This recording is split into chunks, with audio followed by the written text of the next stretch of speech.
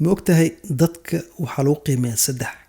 mar kastoo aad la kulmayso qof cusub ama kugu cusub ama qof cusub oo kuu imaanayo waxaa ku qiimeyn doontaa ama lagugu qiimeyn doonaa saddex. saddexaas inaan kula wadaagin maanta waxaa rabaa inaan kula wadaag sheeko yar anoo maanta iska fadhiya keligii iska qoslay. wax kale ma ahan maalin dhaweeda howl yar magaalada ka jirtay.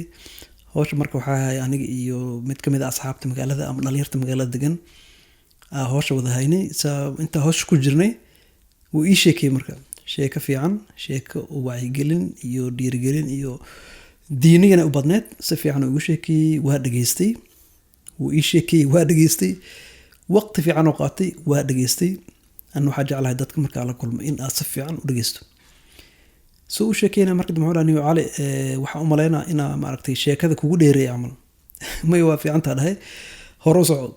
sheeko fiican oo wacyiga ka hadloosa iyo dhiirgelin iyo diini u badneed. marka waxaa dhahay waa loo baahan yahay xusuusin iyo wacyigelin waa u baahnahay igu wata. marka sheekadiisa iska sii watay waa dhageystay. markii dambe wuxuu dhahay cali waxaan u malaynaa inaa sheekada kugu dheereeyay. mararka qaarkood kulaha waxaa fiican inaad dadka dhageystid.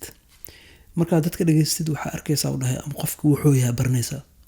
mararka qaarkood waxaa laga yaabaa u dhahay qof aad muddo dheer istiqaaneen markii aa wax yar jaanisiis oo hadlo in aa maaragtay la yaabto dhahay siduu yahay.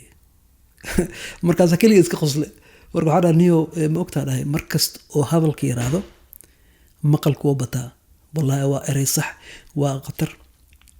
marka waa iska qosle keliga ereyga dhahay qof aa muddo dheer taqaanay oo aa markas u sheekeyn jirtay haddii aad dhageystid talo muxuu ku sheekeyn doonaa waxyaabahu jecel yahay interestiga waxyaabahu ku xiiseeyo iyo inaa isku mid ahayna laga yaabaa. marka waa fiican dad markaa la kulmtid inaa xoogaa marka aayadooda xitaa qayb ay ka siisid. wada hadalka waa labada dhinac wax ka socdaan hal one way maaha. marka video maanta sababta soo qaato waxay tahay dadka markasta saddex ay kugu qiimeyn doonaan. kow markaa 10 mitir usoo jirsato way ku qiimeyn doonaan oo waxay qiimeyn doonaan sida usoo socoto si caadis iyo qof lazy iyo qof degdegsan iyo sida tahay waa lagu qiimeyn doonaa. laba waxaa lagu qiimeyn doonaa marka 1 mitir usoo jirsato oo waxaa la fiirin doonaa saa u labisan tahay dharkaa wadato sida dharka inay isleeyihiin iyo qaabkay u xiran yihiin iyo waxaas lagu qiimeyn doonaa. qodobka u dambeeya lagu qiimeyn doono waa 10 erey ama 10 sakan ugu horeeyo ereyada isticmaalno waana lagu qiimeyn doonaa. marka waxaa fiican markasta aad dad nagu cusub aan la kulmeyno in aan iska saxno saddexdaas sida u socono sida u labisanahay iyo ereyada isticmaaleyno marka dadka la hadlayno.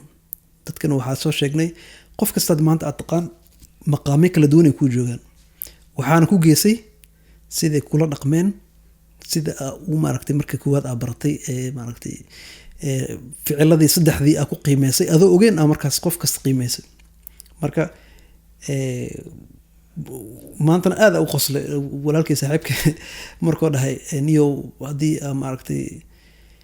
maaragtay inaa jaanis ku sii ahayd inaa hadashid. marka waxaa waa maasan tahay waa loo baahan yahay wacdiga haddii ay dadka wanaagsan hadlin dadka xunxuna afka furnaa dheh saaxiib ma waa muhiim waa loo baahan yahay. marka waa maasan tahay hore u soo dhahay wacdiga iyo waanada iyo waa loo baahan yahay iyo xusuusinta.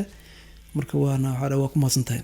marka hadda adiga videoan daawanayo waxaa ku soo xasuusin raba oo keliya markasta in aad saddexdaas ku dadaalno in aan iska saxno haddii aan rabno in aan maqaam fiican ka galno dadka qiimeyntooda insha allah. waa maasan tahay.